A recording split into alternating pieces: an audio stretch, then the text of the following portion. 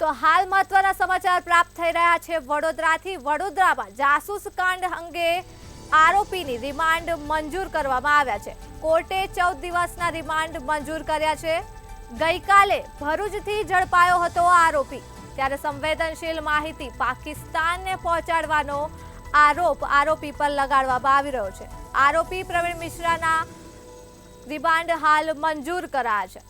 તો વડોદરાથી સમાચાર પ્રાપ્ત થઈ રહ્યા છે। જાસૂસ કાંડના આરોપી પ્રવીણ મિશ્રાના રિમાન્ડ મંજૂર કરવામાં આવ્યા છે। કોર્ટે 14 દિવસના રિમાન્ડ હાલ મંજૂર કર્યા છે। ગઈકાલે ભરૂચથી ઝડપાયો હતો પ્રવીણ મિશ્રા નામનો આરોપી, જેને સંવેદનશીલ માહિતી પાકિસ્તાન પહોંચાડવાનો આરોપ માટે રિમાન્ડ હાલ મંજૂર કરવામાં આવી રહ્યા છે।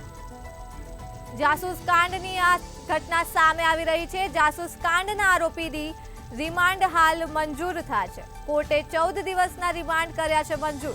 તો આરોપી પ્રવીણ મિશ્રાના રિમાન્ડ હાલ મંજૂર કરવામાં આવ્યા છે। સંવેદનશીલ માહિતી પાકિસ્તાનને પહોંચાડવાનો આરોપ તેના પર લગાવવામાં આવ્યો હતો।